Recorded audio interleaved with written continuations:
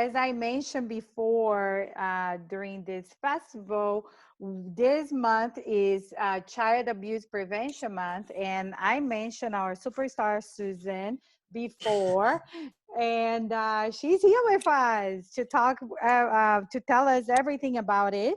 And she coordinates both the Child Abuse Prevention Council, the CAPS, that she will explain, but it's basically Children's Alliance and CAPS are together. And then also she coordinates the Family Resource Centers. And Susan, welcome. Thank you. Yeah, welcome to our festival. And then we are let's share, if you could, an overview of what are the both basically your work, like Child Abuse Prevention Council and the FRC. Okay. All right. Can you hear me okay? Yeah. Oh, great. Well, thanks for having me on, Eric. I know I'm running a little late, so thanks for fitting me in. My role at, first of all, I'm a community program manager at Children's Network, and I provide support to the Children's Alliance in the area of the work of the Child Abuse Prevention Council. So I support the effort of that board appointed body. And then I also have the honor of coordinating and providing support for our Family Resource Center network throughout Solano County. So that's my role. And then, so can you tell us a little bit about the Child Abuse Prevention Month? And then what's like, basically, you mentioned what you do, but like, what's the role of these two bodies? Okay, so I can tell you a little bit about the Family Resource Center Network and the Family Resource Centers. They've been around, we've been in networks for over 25 years. There are 7 agencies that comprise the network. Children's Network does not provide direct services. We help coordinate that and provide technical support, grant writing, advocacy, and a variety of other things that keep us busy. The FRCs themselves are 6 other agencies throughout Solano County that provide direct services to families. Those agencies are Vacaville first, the City of Vacaville, Dixon Family Services in Dixon, Rio Vista Care and Rio Vista, Benicia Family Resource Center with the City of Benicia, Fairfield Sassoon Unified School District, Healthy Start Family Resource Centers, and Fighting Back Partnership in Vallejo. So those are our 6 partner agencies that make up the network. Great. And awesome. I can talk about those services. Let me know. I don't want to. Yeah. And while you talk about it, can you please also share a little bit about the lessons that this COVID-19 is teaching us, in a way, like basically how these services are being provided in other ways that we're different now than before. Sure. Family Resource Centers. Well, first of all, how this current crisis has lessons we're learning, especially from the work the Family Resource Centers are doing and our partners in the community, is that we are all really learning how interdependent we are on each other, how important our networks are, our networks of support, our social connections, not only with each other, but parents with other adults, parents with their children. So if anything, this is really has brought that up, and it directly relates to what we're talking about today, the census and the importance that the census has for families and around child abuse prevention. So FRCs are still providing their services that they've provided for over 25 years, although they look different in the current restrictions we have in place. They provide basic needs assistance to families. They provide parenting support, some financial literacy. They stay with families and work with them as they navigate through referrals and working with their other community partners. They participate and provide child abuse prevention services and activities throughout the year. And then some FRCs offer different things, which is really cool about FRCs. They reflect the needs of their local community. A good example of that would be, let's see, Dixon Family Services has a food pantry. Benicia has a Seroptimus closet that they stock with things that folks need.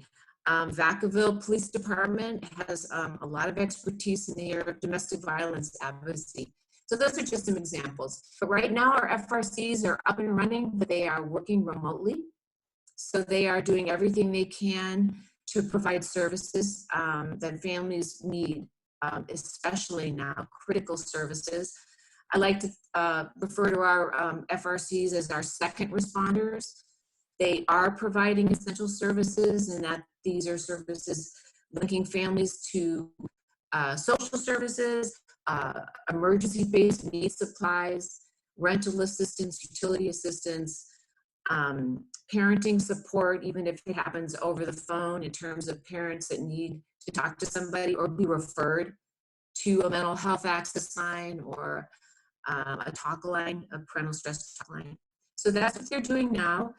And I think I sent you some information for current operations and phone numbers, and we can post those later.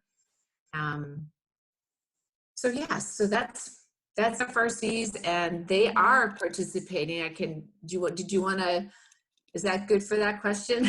Yeah, go ahead. Okay. You All said a right. good segue. Like what, All right. basically, why Yeah. is the census important for organizations like the FRC and the Child Abuse Prevention Council? And then perhaps if you can highlight some of the things that they are doing to promote the census would be great. Okay. So, well, I'll let you've done all the census promotion work, and I know many of our FRCs are ambassadors and share that information with families. But getting back to what you asked about how it all, connecting the dots, how it all relates. The census, the information collected by the census, really, all that data drives so many decisions regarding funding and where funding goes for different programs, funding from the federal government due to the states and local governments for programs that really do not only benefit and strengthen our families and caregivers and children in our community, but they impact the quality of life for our county generally, for everybody who lives here. So I think that whether it's the WIC program, like maybe it has been mentioned earlier, things related to low-income loans for housing, a lot of our community block grants that provide assistance to families, free and reduced lunch meals through schools. Almost every single one of these programs, if you were to go through all of them, even the ones that you don't automatically relate to children and families, has an impact on the quality of life and ultimately even on child abuse prevention. Because all of these services, all of these programs that make the quality of life better, provide resources for families, for seniors, for schools, make it possible for parents to provide stable, nurturing environments for their children. It allows us all to be the best we can be. Yeah. Right? Perfect. Yeah, no, super important, right? Yep. Second responders, perfect. It's really what it is about, right? It's like we don't think, of course, that usually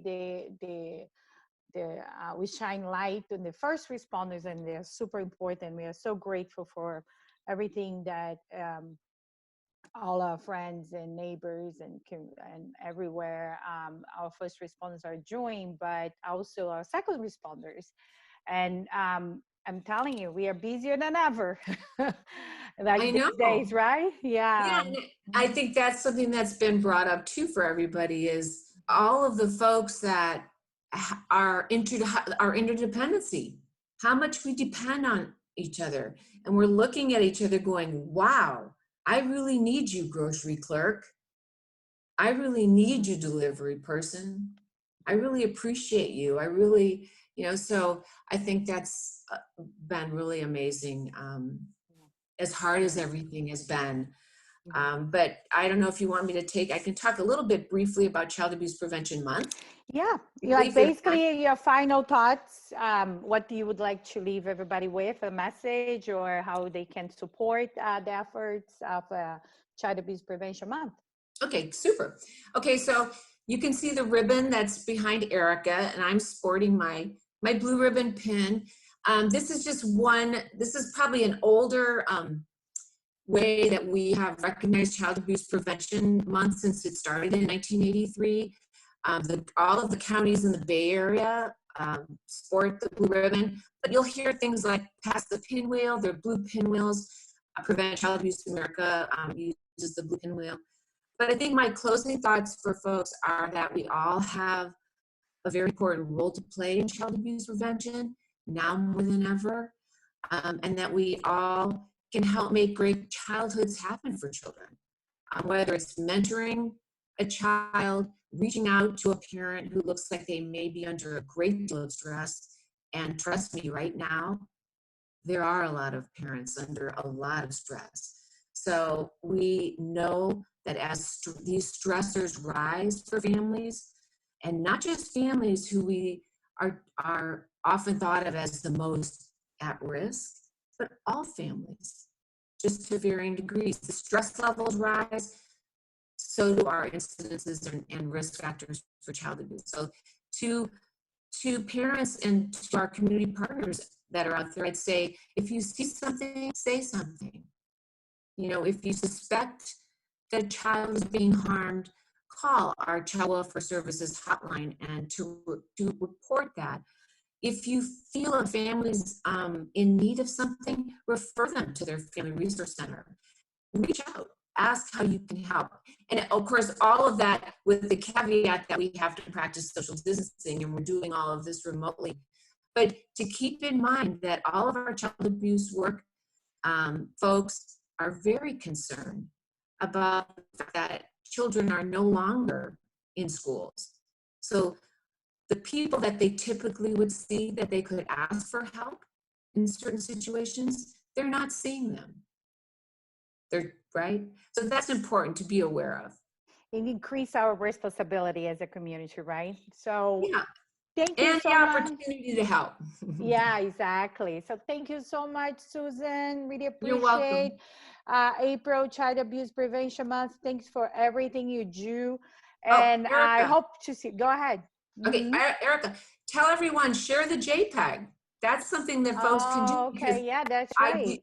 I do have blue ribbon pins, but we can't pass them out. So it'd be Okay. Yeah, great if that's your right. partners would Mhm. like to post that blue ribbon and then share out information about child abuse prevention Yeah. as we go through the month. Okay, Mhm. thank you. Thank you. Thank you so much.